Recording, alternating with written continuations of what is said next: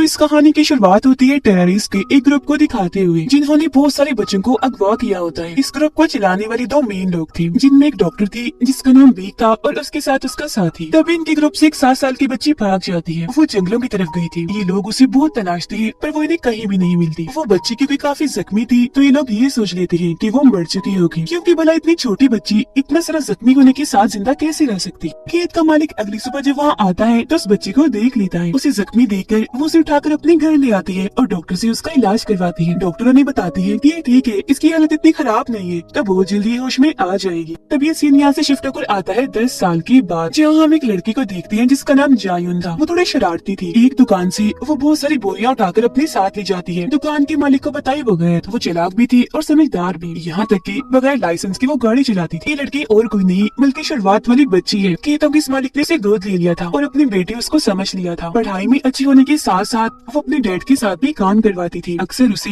सिर दर्द की दौरे पड़ा करती थी, जिस दौरान उसे अपनी माजी की बातें, अपने गुजरे हुए वक्त की बातें याद आने लगती है। गुजरी हुई यादें इतनी भयानक होती थी कि उसका सर फटने वाला हो जाता था। एक दिन जायुन की दोस्त उसे एक सिंगिंग कंपटीशन जहाँ गानों का मुकाबला होता है उसकी वीडियो दिखाती है, जिसमें अगर कोई हिस्सा लेगा और जीतेगा तो उसे बहुत सारे पैसे दिए जाएंगे। ये वीडियो देखकर जायुन काफी खुश हो जाती है और इस कंपटीशन में हिस्सा लेने का फैसला करती है ताकि वो जीते, क्योंकि उसे पैसों की जरूरत थी। वो अपनी फैमिली की मदद करना चाहती थी। फिर इस कंपटीशन का टेस्ट देने के लिए वो चली जाती है, जहाँ पर उसका गाना सुना जाता है, चेक करने के लिए कि वो कितना अच्छा गाती है। और वो यहाँ गाना तो गाती है, साथ ही एक जादू भी करके दिखाती है। माइक को हवा में कर देती है। जो चीज जाहिर है काफी अलग थी, जिस बात को जाहिर कर रही थी कि उसके अंदर सुपरनेचुरल पावर्स है, जिससे हम समझ पाते हैं कि उसके अंदर कुछ तो ऐसा है जो उसे बाकियों से अलग बनाता है। अब उसका ये पहला राउंड कामयाब रहता है। उसके माँ बाप देखते हैं कि जायुन ने वहाँ पर जादू भी किया है, तो वो थोड़ा परेशान हो जाते हैं। तो वो जायुन को ऐसा करने से मना करती है, क्योंकि अगर वो ऐसा करती रही तो उसकी असलियत सबके सामने आ जाएगी, जिससे वो हमेशा के लिए अपने माँ बाप से दूर हो जाएगी, जो वो नहीं चाहती। अगले दिन ट्रेन से जायुन सिंगिंग स्टूडियो जा रही होती है, क्योंकि अगले राउंड के लिए उसे बुलाया गया था। तभी उसकी सीट के सामने बैठा हुआ इंसान, जिसका नाम नोबल मैन था, उससे बात करने की कोशिश करता है। कहता है कि मैं तुम्हें जानता हूँ, और फिर थप्पड़ का इशारा करके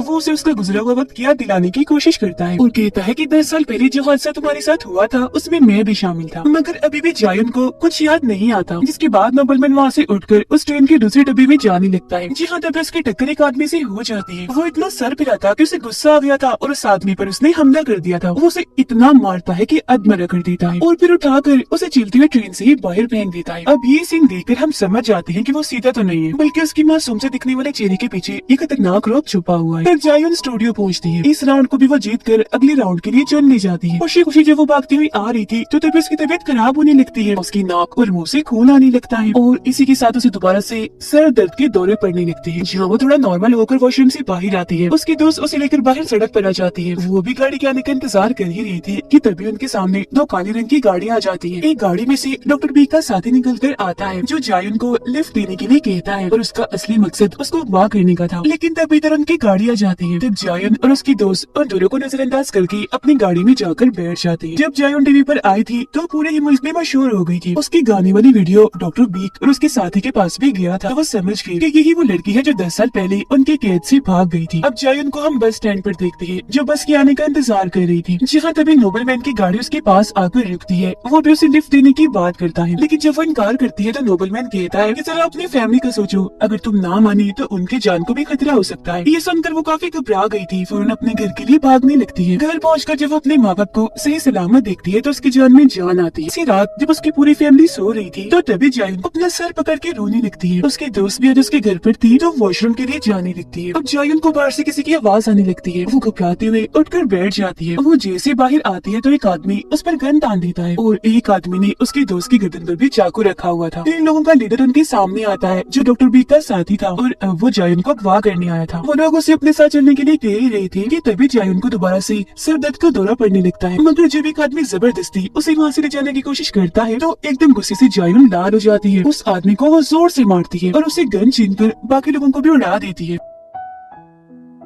अब उसे यकीन नहीं आ रहा था खुद पर कि नॉर्मल होने के बावजूद भी मैंने ऐसा कैसे कर लिया। तभी यहाँ नोबलमैन और उसके साथ ही आ जाते हैं। वो उससे कहते हैं मैंने तुम्हें कहा था ना कि मैं तुम्हें जानता हूँ, तुम इंसानों की तरह नॉर्मल नहीं हो बल्कि सबसे हट कर हो। यही वजह है कि मैं और वो लोग तुम्हारे पीछे पड़े हुए थे। अगर तुम मेरे साथ चली तो तुम्हारा ही फायदा है, तुम्हारी याददाश्त भी वापस आ जाएगी। जायुन चलने के लिए मान जाती है। वो उसे अपने साथ गाड़ी में बिठाकर एक रिसर्च लैब में लाती है जहाँ उसकी मुलाकात होती है डॉक्टर बीक से। डॉक्टर बीक जैसे जायुन को देखती है काफी खुश हो जाती है और कहती है कि मुझे लगा था तुम मर गई हो, लेकिन जब तुमने टीवी पर आकर वो जादू किया तो मुझे यकीन आ गया कि तुम वही हो और मेरी हिम्मत जो खत्म हो गई थी दोबारा से लौट आई। अभी भी उसे कुछ याद नहीं आ रहा था और उसके नाक और मुंह से फिर से खून आने लगता है। डॉक्टर बीक जो दूसरे कमरे में बैठकर उससे बातें कर रही थी हंसने लगती है और अपने डॉक्टर को उसे इंजेक्शन लगाने का कहती है। तब वो ऐसे ही करता है और उसे इंजेक्शन लगा देता है। यह डॉक्टर बीक उसे बताती है कि असल में तुम इंसान के रूप में विच हो, चुड़ैल हो और अब तुम्हें सब याद आ जाएगा। तुम्हें अपने गुजरे हुए वक्त और अपनी शक्तियों के बारे में भी पता चल जाएगा, इन्हें सुपर नेचुरल पावर्स के बारे में। लेकिन हाँ,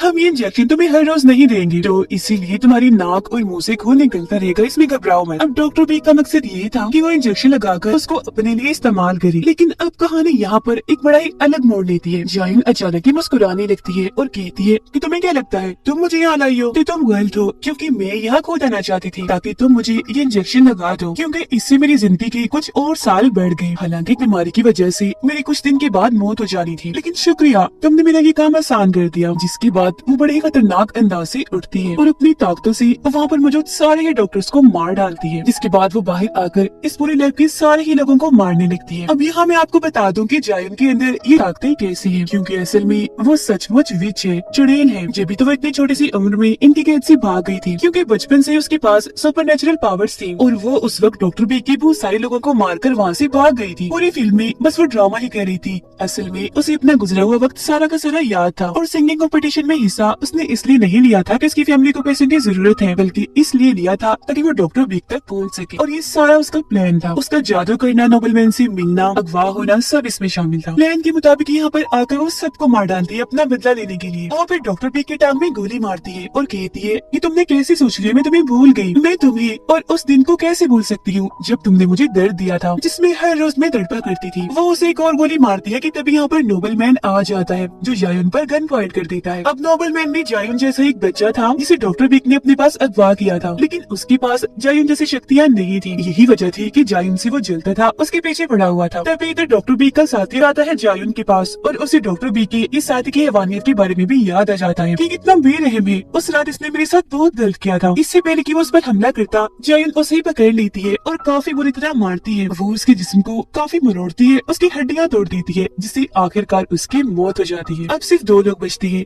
जायुन और नोबलमैन, जहाँ इनकी भी काफी जबरदस्त किस्म की लड़ाई होती है। दोनों एक दूसरे पर भारी पड़ रहे थे, लेकिन बाद में आखिरकार जायुन उसे मार डालती है। मरते मरते वो नोबलमैन से हेडक्वार्टर मेन ऑफिस के बारे में पूछती है, जहाँ जाकर वो अपनी बीमारी का इलाज ढूंढ सकती है। जब वो उसे बता देता है तो जायुन उसे मार डालती है। फिर वो जाती है हॉस्पिटल अपने माँ बाप के पास, क्योंकि उसकी मदर की तबीयत काफी खराब थी। अब यहाँ जायुन के डैड उसे एक और सच्चाई बताते हैं कि उस दिन जब तुम मुझे जख्मी मिली थी तो मैं जान गया था कि तुम एक विच हो, क्योंकि तुम्हारे वहाँ आते ही फार्म के बहुत सारे जानवर मर गए थे। हालांकि मैं तुम्हें दूर भेजना चाहता था, पर तुम्हारी मॉम के कहने पर हमने तुम्हें रखा और अपने बच्चों की तरह पाला। ये कहकर वो दुखी हो जाती है। जायुन भी जज्बाती हो गई थी। फिर वो कहती है कि डैड फिलहाल तो मैं यहाँ से जा रही हूँ, लेकिन हाँ मैं आपसे वादा करती हूँ कि वापस आकर जरूर मिलूंगी। इसके बाद वो हेडक्वार्टर मेन ऑफिस पहुँच गई थी। जो इस जगह को चला रही थी वो डॉक्टर बी की हमशक्ल जुड़वा बहन थी। जायुन की तबाहियों से वो डरी हुई थी, तो इसीलिए वो उसे वैक्सीन दे ही देती है, जिससे जायुन की बीमारी ठीक हो जाएगी और वो मरने से भी बच जाएगी। अब यही एक और लड़की आती है, वो जायुन पर हमला करने लगती है, जिस पर वो उसे कहती है कि अगर तुमने मुझे हाथ भी लगाया तो मैं तुम्हारा सर उड़ा दूंगी।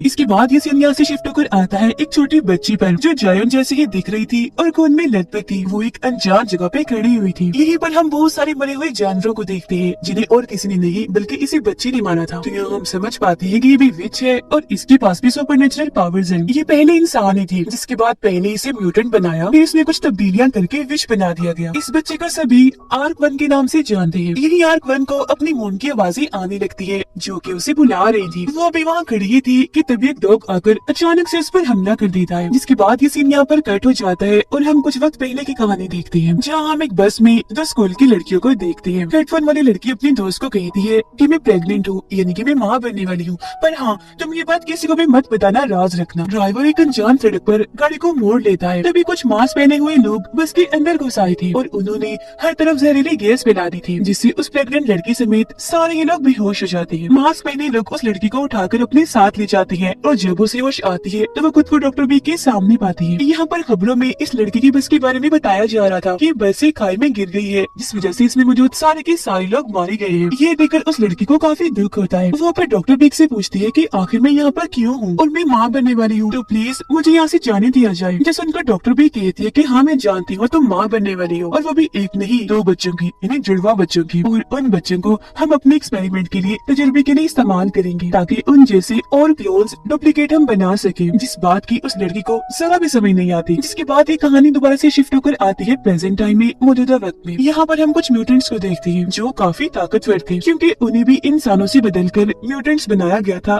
ये सारे म्यूटेंट्स डॉक्टर बी की लैब में जाकर वहाँ पर सबको मार डालते हैं, क्योंकि यही उनका मिशन था। उनके जाने के बाद हम वहाँ एक लड़की को देखते हैं जो खून में लथपथ थी, लेकिन हैरत वो अभी भी जिंदा थी और आसानी से चल फिर भी पा रही थी। जैसे वो बाहर आती है उसके सिर में जोर से दर्द होने लगता है। उसकी ताकतें इतनी ज्यादा बढ़ जाती है कि हम उसके आसपास सारी चीजों को हवा में उड़ते हुए देख पाते हैं। उसे अपनी मोम की आवाजें सुनाई दे रही थी जो उसे अपने पास बुला रही थी। उसकी नाम एक अनजान चीवर में होती है, जिससे हम समझ पाते हैं कि ये लड़की और कोई नहीं बल्कि आर्क-1 है। उस वक्त वो बच्ची थी पर आज प्रेजेंट टाइम में वो बड़ी हो गई है। अब आर्क-1 चलते चलते सड़क पर आ गई थी, जिसकी गाड़ी काफी स्पीड से उसके बहुत ही पास ही होकर गुजरती है, पर वो उससे जरा भी नहीं डरती, इसीलिए वो गाड़ी आगे जाकर रुक जाती है। वो गाड़ी फिर दोबारा से पीछे आकर आर्क-1 के पास आके रुक जाती है। गाड़ी में बहुत सारे आदमी थे जो सारे गुंडे लग रहे थे। गुंडों का बॉस आर्क-1 से इसके बारे में पूछता तो है, पर वो कोई जवाब नहीं देती। वो फिर आर्क-1 को अगवा करके अपनी गाड़ी में बिठा लेता है, क्योंकि वो लोग एक लड़की जो बिजनेसमैन थी उसे अगवा करके अपने साथ ले जा रहे थे। और गुंडों के बॉस का मानना था कि अगर आर्क-1 ने हमारी गाड़ी देख ली है तो ये हमारे लिए मुसीबत बन सकती है। इसके लोग आर्क-1 को परेशान करने और उस लड़के को मारने लगते हैं, जिस वजह से आर्क-1 को इतना गुस्सा आ जाता है कि यहाँ पर उसे अपनी शक्तियों का इस्तेमाल करना ही पड़ता है। वो उन्हें एकदम से काफी बुरा मारने लगती है। उठा उठा कर एक एक करके उनको गाड़ी से बाहर फेंकती जा रही थी, किसी को सामने वाले शीशे से, किसी को दरवाजे से, तो किसी को पिछली साइड से, जिससे उनकी गाड़ी का एक्सीडेंट हो जाता है और सारे गुंडे मारे जाते हैं, सिवाय गुंडों के बॉस के, उस लड़की के और आर्क-1 के। ये बच गए थे। फिर आर्क-1 जब गुंडों के बॉस को मारने के लिए आगे बढ़ती है तो जमीन के मालिक उसे ऐसा करने से रोक देती है, तो वो ऐसे ही करती है, उसे नहीं मारती, छोड़ देती है। यहाँ हम जान पाते हैं कि गुंडों का बॉस जमीन के मालिक को जबरदस्ती अपने साथ क्यों ले जा रहा था, क्योंकि वो उसकी जमीनें खरीदना चाहता था, मगर जमीन की मालिक ऐसा करना नहीं चाहती थी। तो गुंडों का बॉस उसे इसलिए ले जा रहा था ताकि उसे मार डाले। फिर जमीन की मालिक अपने अंकल को कॉल करती है ताकि वो यहाँ पर आए और उसे अपने साथ ले जाए। फिर जैसे उसके अंकल यहाँ पर आते हैं, आर्क-1 को कुछ होने लगता है। उसकी तबीयत खराब हो गई थी, नाक और मुंह से खून आ रहा था, जिसके साथ ही वो बेहोश हो जाती है। इसी वजह से जमीन की मालिक आर्क-1 को भी गाड़ी में डालकर अपने साथ ले जाती है। फिर आकर हम देखते हैं कि उसके अंकल एक डॉक्टर है। वो आर्क-1 के जिस्म से सारी गोलियां निकाल तो देते हैं, पर हम ये देखकर काफी हैरान रह जाते हैं कि उसके सारे के सारे जख्म अपने आप ही ठीक हो रहे हैं। उसके अंकल को लगता है कि शायद मैं शराब के नशे में हूँ, तो इसीलिए मुझे ऐसा नजर आ रहा है, ये सिर्फ मेरा वहम है।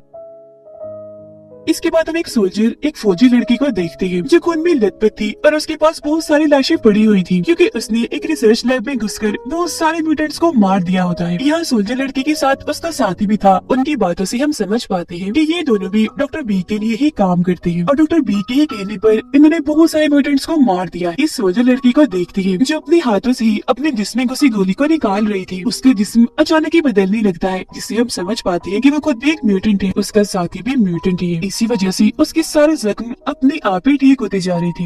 डॉक्टर बिग से मिलने जाती है। वो उसे हुक्म देती है कि कैसे भी करके आर्क-1 को ढूंढो और उसे मार डालो, क्योंकि वो भाग चुकी है और वो तुम्हारी ही तरह एक खतरनाक म्यूटेंट है। फिर सोल्जर लड़की को एक डिवाइस देती है जिसकी मदद से वो आर्क-1 को ढूंढेगी, क्योंकि इन्होंने आर्क-1 के जिस्म में एक चिप लगाई हुई है ताकि ये उसे ट्रैक कर सके, ढूंढ सके। सोल्जर लड़की और उसका साथी जो वहाँ से जा रही थी, उन्हें महसूस होता है जैसे उनका कोई पीछा कर रहा है। तब सोल्जर का साथी गाड़ी रोककर उन लोगों से लड़ने लगता है। वो इस पर अपना काफी भारी हथियार फेंकती है और ये बड़ी आसानी से सिर्फ अपने हाथ से ही उसे रोक लेता है। पेड़ों पर चढ़ चढ़ कर उन्हें मार रहा था और पेड़ तो टूटते ही जा रहे थे। वो फिर उनकी डिवाइस की मदद से ही उन्हें उठाकर काफी दूर मारता है। उन्हें खत्म करने के बाद सोल्जर लड़की अपनी साथी को कहती है कि ये काम जरूर हमारे पुराने साथी म्यूटेंट्स के लीडर का है, जिसके लिए 10 साल पहले मैं काम करती थी। तो इसीलिए वो खुद अपने बॉस म्यूटेंट्स के लीडर से मिलने जाती है और उनकी बातों से हमें पता चलता है कि ये सोल्जर लड़की और कोई नहीं बल्कि जायुन है। वो म्यूटेंट्स के लीडर से कहती है कि अब तुम हमारा पीछा छोड़ दो, मैं यहाँ किसी और मकसद के लिए आई। जमीन की मालिक आर्क-1 को अपने घर ले आती है, जहाँ उसकी मुलाकात उसके भाई से भी होती है। खाना खाने के बाद आर्क-1 जो अपने कमरे में सोने के लिए जाती है तो अचानक से उसके सर में तेज दर्द होने लगता है। उसकी नाक और मुंह से खून आने लगा था। बाहर गुंडों का बॉस अपने साथियों के साथ एक बार फिर जमीन के मालिक को धमकाने के लिए आ गया था। वो यहाँ जमीन की मालिक और उसके भाई को खूब मारती है। ये चीज आर्क-1 ने भी देख ली थी तो उसे बहुत गुस्सा आने लगता है। बाहर आके एक एक करके वो सबको अच्छा सबक सिखाती है। वो अपने बस एक मुक्के से उठाकर उनको दूर फेंकती जा रही थी। गाड़ी और इंसान दोनों उसके लिए बराबर थे। उसे कुछ पता नहीं चल रहा था कि मैं गाड़ी को उठाकर फेंक रही हूँ या किसी इंसान को, वो भी इतनी दूर। ये देखकर गुंडों का बॉस इतना डर जाता है कि वहाँ से भाग जाता है। फिर अगले दिन गुंडों के बॉस से मिलने के लिए म्यूटेंट्स का ग्रुप आता है जो उसे आर्क-1 के बारे में पूछती है, जिस पर वो कहते हैं कि ठीक है, मैं तुम्हें उसके बारे में बता तो दूंगा पर तुम मुझे भी अपने जैसा बना दो, यानी कि म्यूटेंट। तो वो लोग उसकी बात मान जाती है। म्यूटेंट्स के लीडर उसे एक सीरम देती है खुद को लगाने के लिए, जिससे वो भी म्यूटेंट बन जाएगा। बदले में वो उन्हें आर्क-1 के बारे में सब कुछ बता देता है। जमीन की मालिक अपने अंकल से मिलने के बाद घर जा ही रही थी कि तभी उसे मिलने जायुन और उसका साथी आते हैं। वो उसे बताते हैं कि तुमने जिस लड़की इन्हीं आर्क-1 को अपने घर में रखा हुआ है वो कोई इंसान नहीं है बल्कि एक म्यूटेंट है, एक विच है। वो जमीन की मालिक को धमकी देती है कि तुम उसे हमारे हवाले कर दो वरना हम तुम्हारे भाई को मार देंगे। अपने भाई की जान बचाने के लिए उसे मानना ही पड़ता है। अब प्लान के मुताबिक जायुन ने उससे कहा था कि रात होते ही अपने भाई को लेकर घर से निकल जाना, जिसके बाद हम तुम्हारे घर आएंगे और आर्क-1 को पकड़ लेंगे। लेकिन जब जमीन की मालिक घर पहुंचती है तो अपना इरादा बदल लेती है। आर्क-1 को वो वहाँ से जाने का इशारा करती है। तभी इधर गुंडों का बॉस आ जाता है जो जमीन की मालिक को गोली मार देता है। उसका भाई आर्क-1 को यहाँ से भागने का रास्ता दिखाकर खुद अपनी बहन को बचाने के लिए वापस चला जाता है। जमीन की मालिक ने जायुन की बात नहीं मानी थी, इसलिए उसे गुस्सा आ गया था और एक मिसाइल से जमीन की मालिक के घर को उड़ा देती है ताकि इस मिसाइल की हमले से आर्क-1 मारी जाए। लेकिन वो तो पहले ही वहाँ से निकल चुकी थी। गुंडों का बॉस जैसे ही जमीन के मालिक के भाई को मारने वाला होता है कि तभी यहाँ पर जायुन और उसका साथी आकर उसे बचा लेते हैं। जायुन के आदमी से म्यूटेंट ग्रुप की लड़की लड़ने लगती है और उसे जान से मार डालती है, क्योंकि ये म्यूटेंट्स भी गुंडों के बॉस के साथ यहाँ पर आए थे। एक तरफ जायुन म्यूटेंट्स के बॉस से लड़ती है जबकि उसका साथी बाकी म्यूटेंट्स को मार रहा था, पर म्यूटेंट्स का वो ग्रुप इन दोनों पर भारी पड़ रहा था। वो जायुन और उसके साथी को बहुत मारते हैं। वो काफी जख्मी हो गए थे, उनकी हालत से लग रहा था कि वो मर जाएंगे। आर्क-1 जो कि मिसाइल से बेहोश हो गई थी उसे होश आती है। वो वापस आती है। हम उसके सुपरनेचुरल पावर्स को देख पाते हैं, क्योंकि आसपास की सारी चीजें हवा में उड़ने लगी थी और एक ही झटके में वो 3 म्यूटेंट्स को बड़ी आसानी से मार गिराती है। म्यूटेंट्स के लीडर अब चुपके चुपके जैसे यहाँ से भागने वाली होती है तो तभी वहाँ जायुन आ जाती है, जो उस म्यूटेंट को कहती है कि तुम तो उसके जान के दुश्मन बन गई हो। इतना कहकर वो उसे चाकू से मार देती है। वो अब यहाँ ये राज खोलती है कि आर्क-1 को मैं इसलिए ढूंढ रही हूँ क्योंकि वो मेरी बहन है। जी हाँ, बिल्कुल, ये दोनों बहनें हैं, लेकिन क्योंकि इनकी मॉम किसी चेम्बर में फंसी हुई है तो अब इन्हें जाकर अपनी मॉम को ढूंढना है। जिसके बाद जायुन आर्क-1 अपने साथ ले जाती है, जिसके बाद डॉक्टर बी को भी खबर लग जाती है कि दोनों बहनें आपस में मिल गई है। वो जानती थी कि वो दोनों अपनी मॉम को तलाश करते हुए यहाँ पर आएंगी और इसी के साथ इस कहानी के दोनों पार्ट्स इधर ही खत्म हो जाते।